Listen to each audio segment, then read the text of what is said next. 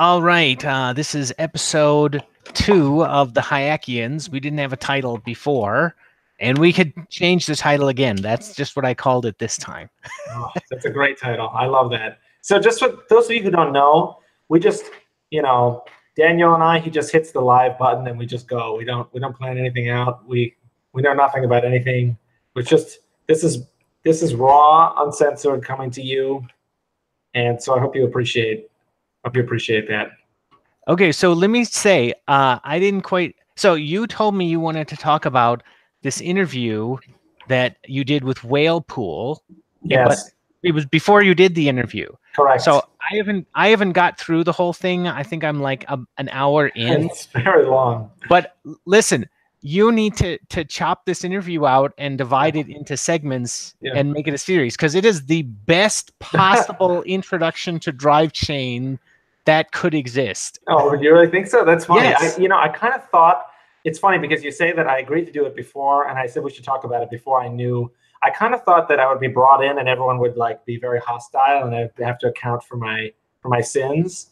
And no, it wasn't like that at all. Everyone was very cool about it. They all kind of had a basic willingness to understand and learn about it. So so it ended up being really great. I thought it was really cool.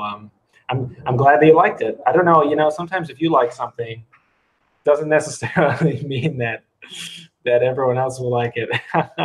Okay, well, yeah, I mean, but yeah, but like what I like to, first of all, this person doing the interview, I don't know who he was, but he was very smart, and Yes. he was leading the conversation, but it's not like he got a comprehensive view of drive chains. He was leading himself through the interview, and Yeah, that guy was great. And he asked the questions in an order that just makes perfect sense for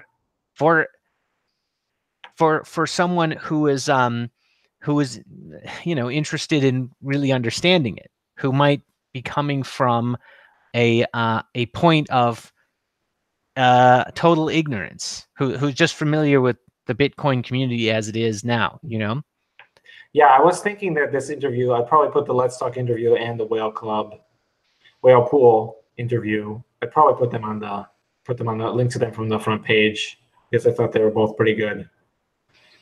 I wonder who will be able to tolerate the length, but I guess there you go. Some people just do a series. Just chop it up into short videos.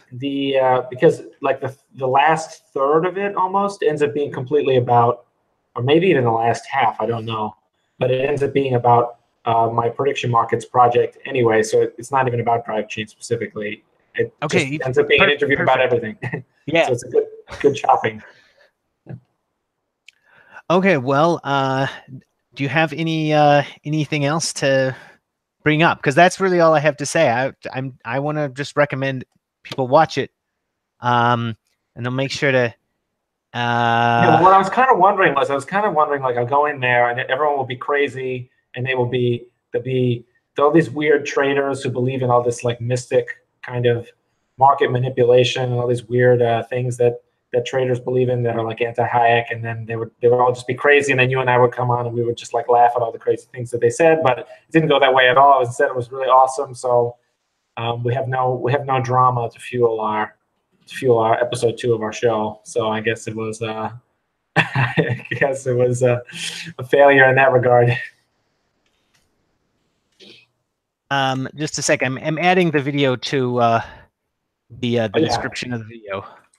Oh, cool. Yeah. Yeah, I didn't tweet about this either. Shouldn't we tweet? Well, I tweeted a link, so yeah, you should. Yeah. Okay. Did you tag me in it? Yeah, I did. Okay. So okay, well, let me tell you something funny that just happened. All right, awesome. I saw this cartoon that shows a BTC maximalist as being like a lure that's connected to a big weight, and the BTC maximalist is saying, just hodl just toddle, and it like hugs a person, like now he's stuck attached to the big weight. And I tweeted out, if this cartoon is false, explain to me when a BTC maximalist should want to sell BTC. And so far, nobody has been able to answer the question other than people who are making jokes. Yes. Well, so I think that, like, I was wondering if the cartoon would have like a fish. Like, I was wondering, like, oh, would the bait would, like, a couple eyes. I guess I have to see the cartoon. But yeah, no, that would be good too. Yeah. For those of you who don't know, I draw a very strong. Daniel and I both, I think, draw a very strong distinction between just thinking that Bitcoin, the asset, is really great and altcoins suck.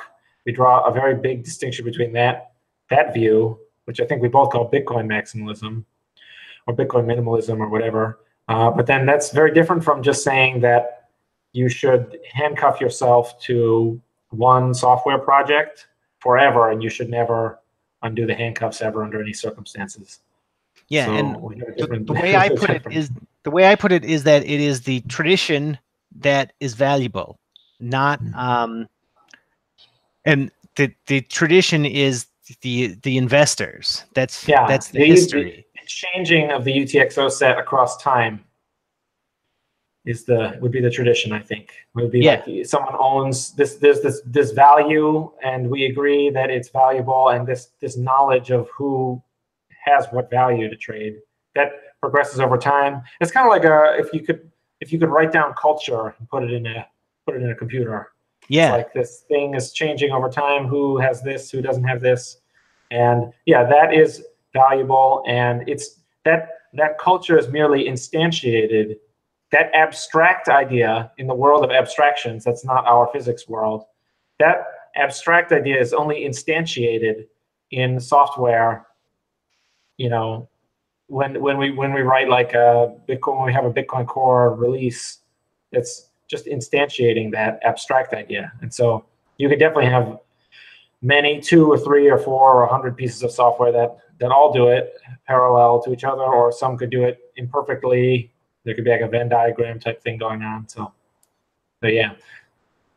So since the whale pool thing it just went really great, and there's nothing to really like kind of complain about or have fun about. Maybe you should talk about you were trying to be a heretic. What is it? Is it a contradiction at all if you try to be? It's like trying to be a contrarian or something. But there was the Bitcoin heretics, and I wish I had gone. Okay, well, wait. Let's talk about being a contrarian first, because the reason you want to be a contrarian is that most people follow the crowd. That's it. But if there was a future where people learn to be a little smarter and people, there were fewer crowd followers, then there would be no value in being a contrarian. But because many people follow the crowd, if you try to just do the opposite of what many people are doing, then there are more opportunities there, I suppose. Right. Exactly. I remember Peter Thiel saying specifically, he's like, people say that he's a contrarian. He says that, of course, the next obvious step is to say that you don't want to be a contrarian. The thing is just be an independent thinker. But then he had a great phrase. He said something like, you don't want to just put a negative sign in front of consensus or something. Unfortunately, it doesn't work as well in Bitcoin because consensus is a loaded word in Bitcoin. So I guess it doesn't translate to Bitcoiners. Sorry about that. But consensus being everyone blindly agreeing. You don't want to just negate that. You want to like do your own thing. No, I mean, you don't want to be I'm just saying there's value in being a knee-jerk contrarian. Yeah, I think there is. That you should try to do better than that. But if that's all you were, is a knee-jerk contrarian, you would just passively succeed. And well, it depends on if you want to have you need to have your Nassim Taleb style optionality where you don't die. Yeah. But you get a lot of upside. Right? Taking the road less followed or whatever, you know, as Robert Frost or whatever said, right? Yeah. Um, So, okay, well, yeah, let me tell you about that event because that went yes. really well. I wish I could have gone there. If I was still living in Connecticut, I would have gone. I would have gone up there. So. Oh yeah, well, I mean, obviously, I mean, you would have no trouble being a heretic. So. Yeah, right. I would have loved it there. I would have loved to have been hated for But going there. it was great because this event was independent of the convention being put on, and but most of the speakers went to my event. So it almost plays into my my narrative yes. that yeah, you're the king of kings. right. So they're the kings of the you know the earthly plane. They present to the masses, but then when they need a king, they come to the heretics. Yeah, exactly. Yeah, exactly. Yeah, of course. The other heretics are Vin Armani and Krista Rose. They're perfect people. They're just perfect. I love Chris, and I love Chris and Josh's show, Bitcoin Uncensored. Is the greatest thing ever for like the year of 2016. And then just Vin Armani, just the fact that he's like his let's just say his resume or his work history is just like it makes him a perfect person. He's just a perfect person. No, I mean, Bitcoin is a place for people who stand out. And yes. You don't have to, you can stand out for any reason that you want. And and it's great either way. So, and anyway, I had a great time, and they were both really nice, and they let me have the high chair. So they're playing along with my emperor routine. And I told them that, as everyone should. Yes, I told them that Bitcoin is Don Quixote, and that it starts out where it looks insane. Yes, he is great, right? Yeah, and but he's very. But then convinced. Later on, everyone starts playing along with him in that one part. Yeah. So he's convinced that he's a knight, and that's, to me, that's the idea of the book, is that all of these social institutions are imaginary. So Don Quixote is about they're human constructions. So it's like they're subject to improvement by humans. There's not like, you know, they're a certain way, but we could just, if we put a little effort in, we could make them a different way. Yeah. And so because so there really is no difference between a real knight and an imaginary knight. It's just different people are imagining different people as the knight. Makes sense to me. So when I first got into Bitcoin, people didn't think that it was real, and they would think the dollar was real, and I would be like, well, guys, it's the same thing. It's just that not as many people are interested in Bitcoin right now. That it's still a shared illusion.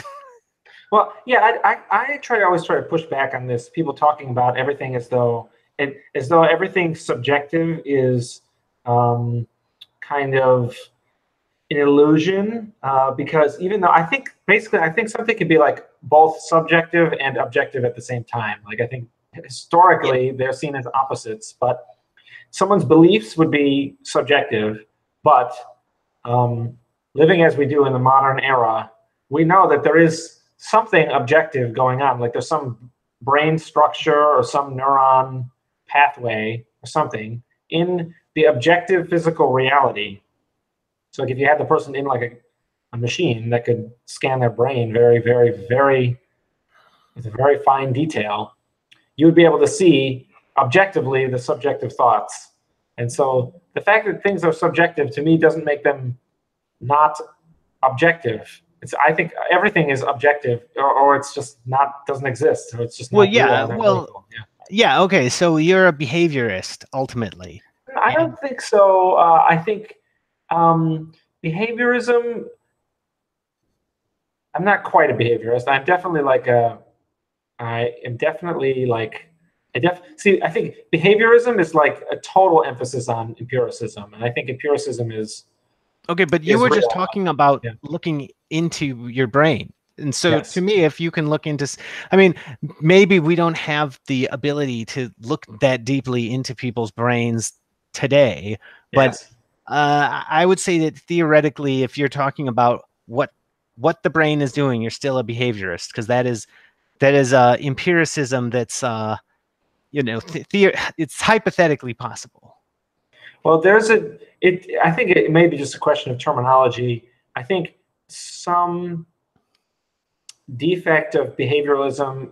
See, there was a cognitive revolution in psychology where this famous experiment with these dogs.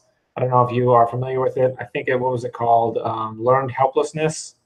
Oh yeah. Yeah, they're shocking the dogs, and the dogs are like chained in place. They can't escape. It's terrible, terrible for these dogs. And then later on, the control group was just merely chained there, and they were not shocked. So you have all these dogs that are chained in like section A. There's like section A and section B. There's like a little divider over it that you can like with minimal effort like jump over from section A to section B. So the control group is just chained to section A. The treatment group is chained to section A and then just shocked with painful electricity.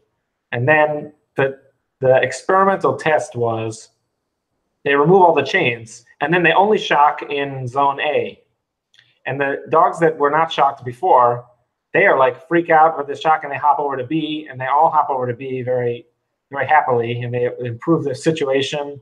But most, if not all, of the dogs in the treatment group that had originally been chained and originally could do nothing to escape the electrical shocks just kind of stayed there, and some of them even like lied down or just kind of just curled up into a corner or something and just kind of gave up completely. And so you can talk about whether or not this is behaviorism or not, but in the field, it was seen as kind of a rejection of behaviorism, that here you had something where animals would not just act to avoid punishment because there's this information processing. Behaviorism was seen as neglecting information processing that happened in brains. So I think that was called the cognitive revolution, if I remember correctly, because it re-emphasized that the dog would have to think about what it could do to escape, and then if it couldn't think of anything, it wouldn't do anything. So there were limits on, you wouldn't just be able to pleasure seek or avoid pain. You would have to like think about it first.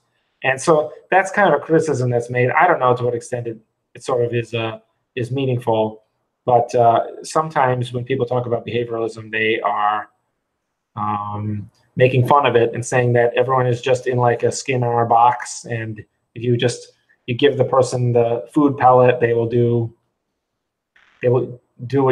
whatever, pull the lever or something to get the food, and then it's just that simple.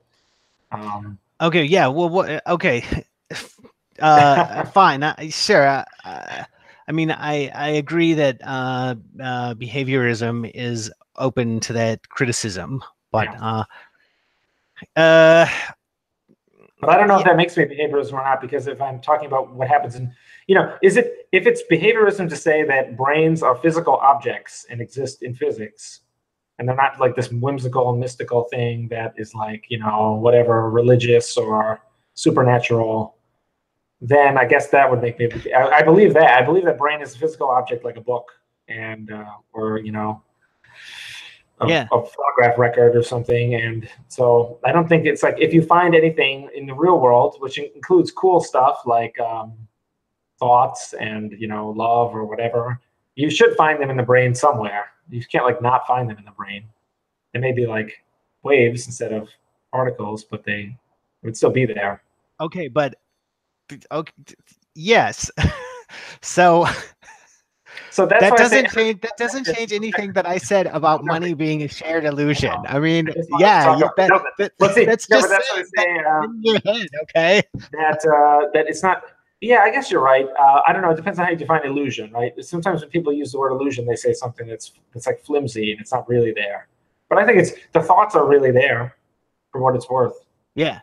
So you have to get lots of people to think that Don Quixote is a knight. Yes, absolutely. Well, it's like language, and it's like anything else with network effects or with money, with the recognizability property of money.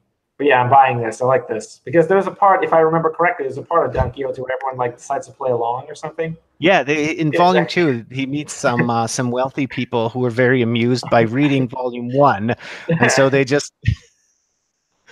let him. They build stuff for him to. They build new adventures for him, so he kind of goes into their imagination. Yeah, I know, a crazy book. And then Man of La Mancha is like the musical or something, where it's like the third dimension. There's like the play within a play, and then it's like Man of La Mancha is like a musical. If I'm remembering this correctly, where they like find Don Quixote the book and try to act it out. So there's like people who are like acting out Don Quixote. I don't remember that part. There you go. So it's like a very meta. Yeah, Don Quixote is the most advanced novel ever written. It was written it's very old, isn't it? Isn't it like super old, like 500 years old or something? Yeah, the first volume came out in 1605, I think, and the second one was 10 years later.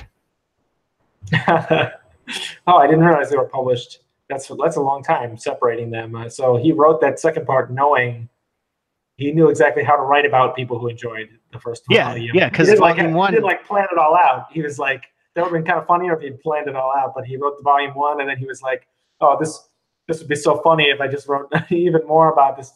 Yeah, so volume 1 has become a classic in volume 2. So everybody Don Quixote meets in volume 2 has read volume 1, and they're like, "Oh, it's the mad person who thinks he's a knight." Amazing.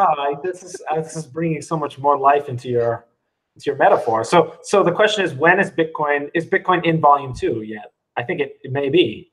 Yeah. I guess I would say people think that Bitcoin is real now. So now they need to be convinced that it will take over the world, because people have like a very static view of things. Yes, right. In volume 2, they don't believe that Don Quixote will take over the world. They think that's ridiculous. But in volume 3, they will think everyone will have read volume 2, and they will think that it's funny to let everyone think that Bitcoin will take over the world. And then at the end of volume 3, it will have taken over the world, right? Something like that. Yeah. There you go. So yes, we need to, everyone, update your Twitter goals. Your new goal is to convince everyone how funny it would be if Bitcoin took over the world. That's the new Twitter objective function. Yeah, as a prank. Yeah. What if Donald Trump was like, "Hey, the dollar just crashed. What are we going to do?" Wouldn't that be hilarious? He would think of it. So I think the election of Donald Trump is wonderful for everyone's Bitcoin investment. I think there's no possible denying it, because it just throws just throws this Molotov cocktail into Washington, D.C. All these people have to keep fighting with each other at ever more intense levels, just fighting with each other. And then if it did, he'd be like, he would like do something funny. He would like blame the Chinese or something funny like that, like your classic like whatever thing. And then he'd just be like, "We've got a great new digital currency. It's coming. It's the best digital currency ever. It's going to be great. America or something." And then that would be like the transition would just be over. Yeah, he'd just transition us.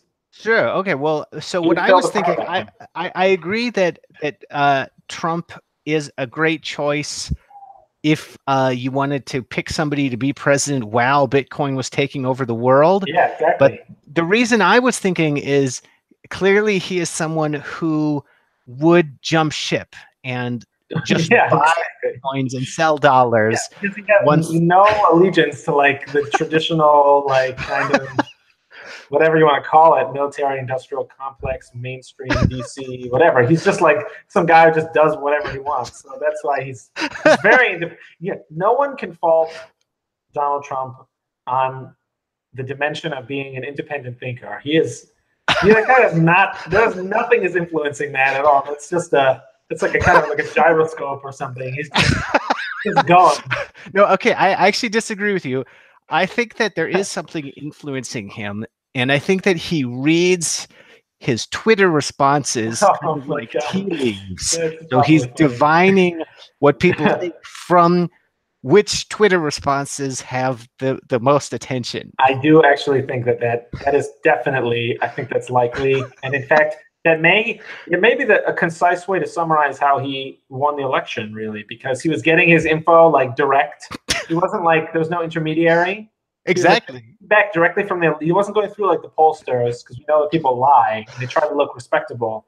Pollster comes around, try to pretend that they're a respectable person. Really, they just get drunk and like watch cable TV. Yeah. So the pollster comes around, they say that they want healthcare and things, but really he was just getting it direct from the electorate, from the voters.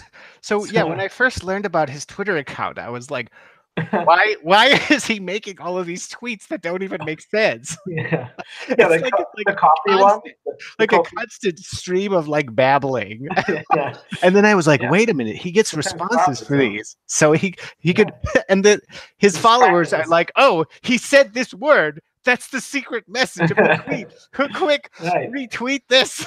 Yeah, well, the secret meaning of Covfefe or whatever. Exactly. That was like amazing. Do you know what I'm talking about? Oh, you're gonna love this if you've never heard this. Do you know what I'm talking about? Covefefe. Yeah, no, I don't. Yeah. So yeah, that's like the secret word. Yeah. It makes no sense. And then later on, he even tweeted about it. He was like, "Only a few will discover the secret meaning." And I was like, "This guy's crazy." No, but it's funny though. He'll try and troll. I mean, he does know. He takes Roger Ailes' advice super to heart. Like he's the true champion of Roger Ailes, who said that in the modern television world, you have to just be funny and be likable and make an impression quickly and entertain people if you want to be a great communicator. And that's it. That's what we got. Reality TV star communicator on Twitter with the power of Twitter. That was it. And psychoanalysis. He's reading his followers. He's reading their repressed thoughts through. Yeah, he's getting the raw, unfiltered thoughts. He's a champion of privacy in a way, because he lets people, from the comfort of their anonymous Twitter handle, they can share their real, like 4chan genre thoughts, and so he could get the real thoughts. Yeah, he probably doesn't even know correctness. And he probably doesn't even consciously know what they are. Oh, probably he does not. Directly with his amygdala. Yeah, I think no. I'm not a proponent of like the 4-dimensional chess genius Trump theory. I do think he's got good instincts, but I do think I think I'm not a proponent of the like Trump is like a total moron theory either. I think that's definitely false. But definitely just kind of. He's maybe a living embodiment of a meme, He's just something that worked and stuck around because people liked it. Yeah. It doesn't need to have any awareness. It doesn't need to have any self-awareness. It just needs to be itself. Donald Trump is just the meme. Yeah. It's just a meme of the 2014 to 2016 period and now ongoing, Yeah. That's what he is. He's just a puzzle piece that fit in really well. Yeah. That's it. It's just like the influenza virus. It doesn't need to be like playing 4-dimensional chess or even know that it is a virus. It just needs to like fit into human cells just the right way at just the right time, and then it spreads, and then it's still around. Still around just because it can still be around. That's it. Yeah. That's the whole explanation. So there you go, everyone. But that's what Bitcoin needs to be. Yeah. It's all related. These concepts are all related to Bitcoin. Yeah. Well, yeah. So, another thing that I said at the Bitcoin Heretics meetup is that everybody needs to learn how to be a cult leader from Craig Wright. And I think that Craig Wright is very influenced by Donald Trump. Yeah. So we can only hope that he is. I mean, you know what I mean? Like, because think about what it would mean I don't know what it would mean. Like, let's break that down. That would give him a lot of credit for like intentionally copying a good, or not necessarily a good, but an effective strategy. So he No, could I mean, effectively copy the Donald Trump strategy, right? I think But then it would be Craig even Wright is funnier. perfectly capable of identifying the Donald Trump strategy. So that would be, but it would be funny. Well, that's why I say we can only hope that he is, because if he weren't, it would just mean that the human race is just very susceptible in general to like this type of kind of flare up of this type of meme like person, that someone just with no awareness could just show up and just accidentally fall into this role and just do all this crazy stuff. So Okay, that would well, be like I mean, a weird world. I also think a lot of what Craig Wright does comes naturally. I mean, I think that It's from the amygdala. yeah. He's just dealing from the straight. His deck comes straight from the amygdala. He just shouts this stuff. Well, definitely. I mean, I don't know. It takes a special type of person to copy the Donald Trump strategy. You can't have too much like self-awareness and do it. I think it's like a wire that like shuts off the feedback loop, or it's like a negative feedback loop and closes it down. So he's just up there. He's negative gamma, all this stuff that just doesn't even make sense in its own terms. He has 10 master's degrees and multiple doctorates. Like, see, yeah, but the people like, who make you wonder about how conscious it is, those are the ones who are the most natural at whatever it is they're doing. Those are the most important people. They're the least influential because they have no there's no control over them. They're natural leaders, maybe. Oh, you mean the least the people with no self-awareness. Right. Oh, yeah. But they can be influential, but they're less influenced by other people. Well, yeah. Well, of course they're leading. Whether or not they're leading you off a cliff, yeah. Whether or not they get any information from the world that they might need. They might need that real information in the world. You know, but you never know. Okay. So that's pretty much everything that happened to me recently. Drivechain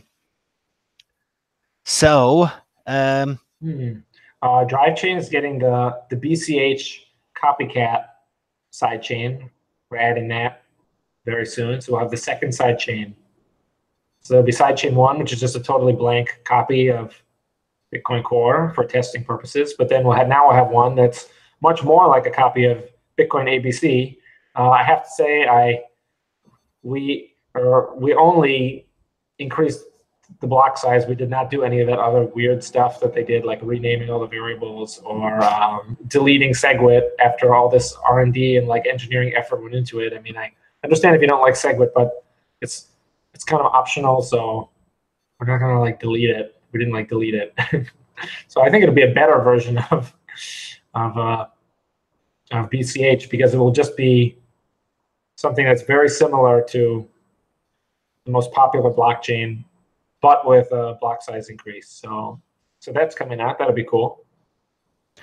Okay. Well, yeah. Well, you need to copy all of the altcoins into sidechains. One at a time. Although some of them are definitely completely useless. But yeah, I think I don't know what will be next on the list. I'll try to get my own project, HiveMind, into it. That would be pretty neat. I don't want to like ship. I made the joke on the whale pool thing that I think you can't really like ship the sidechains thing until there are useful sidechains. So it's kind of like shipping a telephone, and saying you can call any other, you can send your voice to any other phone. But if there's only one telephone, it doesn't do anything. So should have like a little bit of a portfolio of cool sidechains before it's ready to go. Okay, well, anyway, I'm really excited by how things are turning around now because now there are two big projects in Bitcoin that interest me, and those are Bitcoin Cash and Drivechains. So I'm really glad that the Bitcoin world is exploring options. Yes, and trying to experience competition. Although, as you and I have discussed, it's very imperfect. The hard fork is a good start, but you need to have the transaction replay. So it's a stigma holding over Bitcoin Cash that they have the replay protection in there, which makes it much less of a competitor. And also a long complaint that I've had about Bitcoin Cash was the way it launched, which is that it launched like in August with no one had any idea what it was. It was kind of like a surprise thing, and everyone was kind of confused by it. And then everyone kind of decided to make up their mind about it in August, September, October. And then in November, after the failure of Segwit 2x, then it kind of like became, the refuge for people who like large blocks, and it became like much more serious. And so there's a great way, that weird multi-month launch process, I think, filtered out a lot of people who otherwise would have been synchronized in, and there would have been more, you would have had more of a stronger competition. So I think there are a lot of flaws in BCH, unfortunately, but still, as you and I have also discussed, I think most of the money is still hasn't split. So a huge percentage of coins haven't even moved since before August 1st. And of the ones that have moved, there's very little evidence to suggest that it was people splitting 100% of their investment, selling all of one, and keeping all of the other. So I think still we are in a territory where more than 70% or so of the community is actually the same. The BCH and BTC communities are mostly the same, in my opinion, still. Yeah. And I think that it is I agree with you on the replay protection. So I'm really glad that you're not doing replay protection on Drivechain. Yeah, even the testnet does not have it. To me, that makes so much more sense. Like, why would you not want the history? And it's easy, a giant stigma on the launch day. And it's easy for a user to treat the two battling competing chains as if it's just one chain, because they can continue making transactions that get mined on both of them. Right. The benefit is large for like a user that is like asleep or something, and like has his computer making transactions for him or something. Because, I mean, I think one way is to maybe look at it the other way around and say, let's imagine that you had transaction replay, and then someone decided to add replay protection like after that, and you could look at it from that other point of view and say, well, what would it be like if we forced everyone to decide immediately, and they couldn't take their time to do their own research or check to see what other people were deciding? That's just it. You got to go. It's like, this some guy's leaving the party, and he's going to start another party, and if you don't come with him now, it'll be harder for you to get into the party, the second party. And it's like, no, instead you just want to have like the two parties right next to each other for as long as possible, so that people can go back and forth whenever they like. Anyway, the reason that Bitcoin Cash is still good is that everybody there wants a learning experience. And I don't know who else wants a learning experience other than you, obviously. Maybe like the Ethereum people. There's a sense in which all the competitors to Bitcoin Core, they know that they have to sacrifice the chess piece of being conservative. So they're all more liberal, for lack of a better word. They're more willing to like hard fork or to make drastic changes. And so yeah, there's a little bit more of it's a little bit more unstable and flexible in sort of a good way. But yeah, I don't know to what extent that's true of all non-BTC blockchains, or to what extent it's a property of any conscious choice made by someone in like the ECH community. Okay. Well, I do not see. I mean, okay. So Ethereum, I don't see Ethereum as wanting a learning experience about reality. Maybe you can flesh out what you mean by that, like wanting a learning experience. You mean like more empirical, or just more? Well, like learning what is actually valuable. Yes. because Ethereum is kind of like this shotgun strategy, and they hit the edge of the target with like the ERC20 token, which is like firing a shotgun in the dark, and they kind of They hit something, the ERC20 token, which ironically was the colored coin, counterparty thing that Bitcoin had already kind of hit on but lost. Yeah, they hit on this thing. But yeah, I think Ethereum now. I think now it's impossible to even run an Ethereum node on a high-end personal computer. I don't know. Someone should check that out. But the craziness of Ethereum and its willingness to just do everything, the cost of that is now finally, the chickens are coming home to roost, so to speak. So that would be fun if someone could look into that. But I think it's really hard to. You need like hire. There's like even companies that do this. People who use Ethereum, they have someone run their nodes for them, which is there you go. That's what we were kind of warned about, but is now happening. So, but yeah, Ethereum. The people in Ethereum have always been crazy to bottom line it, and it's unclear to what extent they are motivated by anything other than just like shock value of just, we're going to do this. That's going to be really cool. It's like pure idealism. So there's that. Almost like random, like stream of consciousness Yes, idealism. right. Yes, it is. It is. It really is though, because they're like, we're going to just. It's like they have everything. They're going to put in. They're going to have proof of stake. They're going to have really fast block times. They're going to have ghost.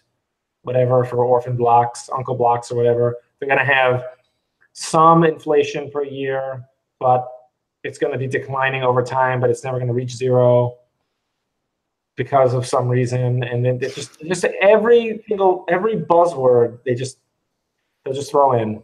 So there seems to be no standards. And in BTC, the standards are very conservative, and in BCH they're a little looser. I don't know. What is the right standard? I prefer obviously something like with Drivechain where you get the best of both worlds for software. It doesn't really change, doesn't need to change at all. But the new place can have unlimited degrees of freedom and flexibility. So yeah, well, right. Yes. Hayekians value the ability to experiment. yes. So that's the perfect laboratory. And what else should we talk about? Everyone's talking about Nouriel Roubini. Should we talk about him or what? Everyone else is. No, whatever. Okay, all right, smart. Okay. Okay, what else should we talk about then? I guess I don't have anything else. I told you my news. See you again. So I don't have anything else, but we're gonna try to meet up regularly to keep talking about what we think is important, and we might. Well, we don't know what we're gonna do in upcoming episodes. No one knows. That's the whole point of Hayekian knowledge, is that it's not predictable. It just emerges. Yeah. So we're going to psychoanalyze our Twitter responses to this video, and then we'll know. Well, I don't know what we'll know, but we'll know something. Oh, we have to talk about how I said that Liquid wasn't a real sidechain, and then Samson Mao said that like I suck and stuff, and he got like 4 likes, even though he has 90,000 Twitter followers, and then I got like 70 million likes, and I only have 20,000. Oh my God! No, we don't play. That's the question. Let's not play that game. Right. Come on, Samson Mao or Mo or whatever. Why? Okay. Why is Liquid not a real sidechain?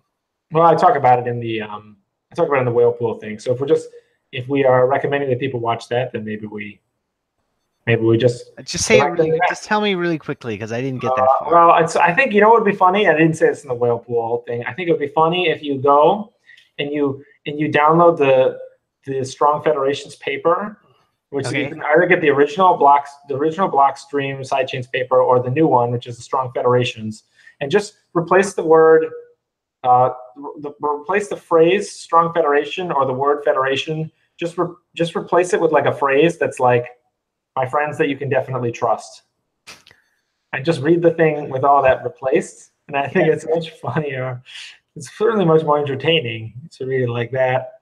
But yeah, long story short, this is a multi-signature output in Bitcoin world. So if you get the right 15 signatures, you can withdraw all the money.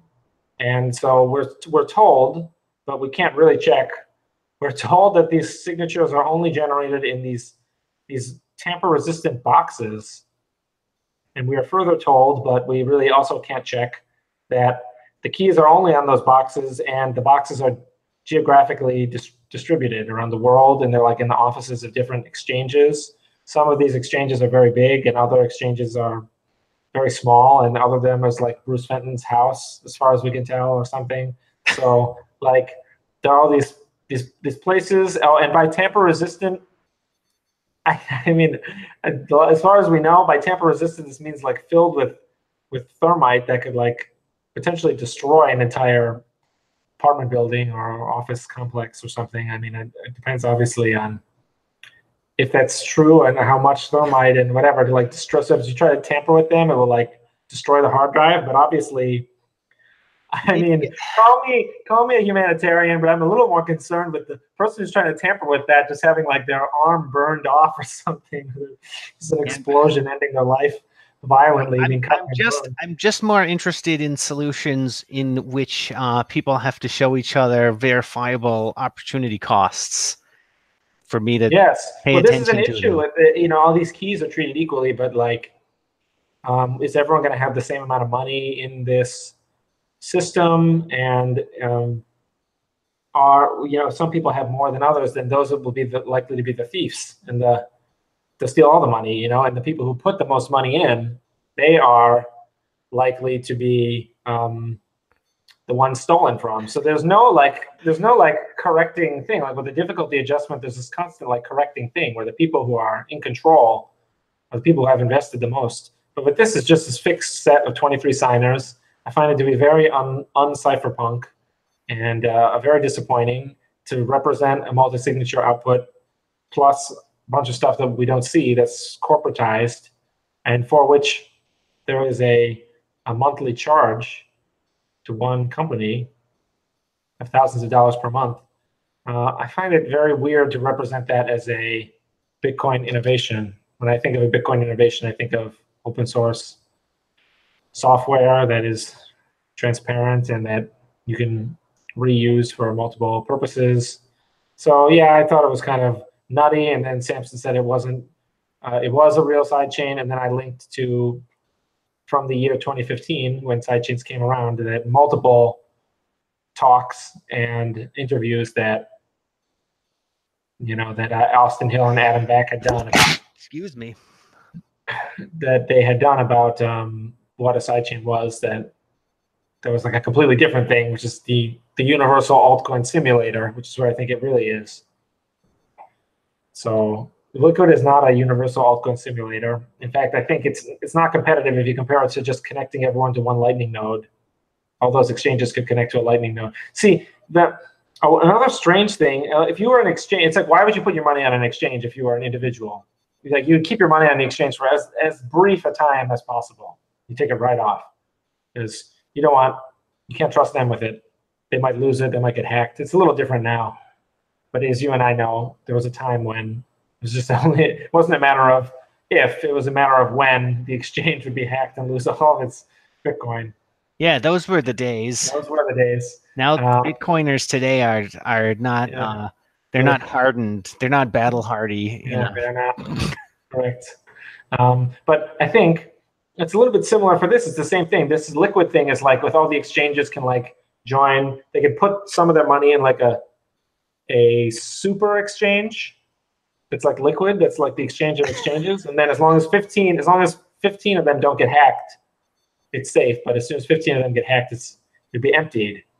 So I don't know if we'll be in a new funny era of giant mega black swan liquid hack. So, but what I think is more likely is just that exchanges will set it up and they'll be like, oh, that's nice, but they'll only put like a very small amount of their BTC in it. It can only move BTC around, of course. It can't move US dollars around or fiat around. So I don't know. Will it be helpful? I mean, I don't know. I don't know. I wouldn't, if I were an exchange, I would kind of like, I would install it for the PR, and I would say I'm part of the federation, and I'd take that thermite box and I'd put it like very far away, like in a closet with a lot of flame retardant like materials around it or something. And I'd say, don't go. And I put all these warnings up. Don't go in this closet. There's a fucking box in here that will explode and kill you. And I guess I'd have to rent out the floor beneath wherever the closet was as well, just to be safe. And then I do that. But then would I put a lot of the exchange's BTC into liquid? Definitely not at first, but maybe over time people will use it. I don't know. Okay, I'm sorry, but we have to stop talking about liquid because this is incredibly boring. Yeah. So I have to go. Let's get going now. We had a great discussion, and we're really hit the bottom of the barrel just then. So Perfect. we have to stop. That's exactly what we want to do. We want to hit the bottom of the barrel and then stop every time. Yeah. Okay. So and I'll see you next time we decide to do the show. Awesome. Okay. Congratulations. Thank you. Thanks, everyone. Your continued success with Drivechain. Thank you.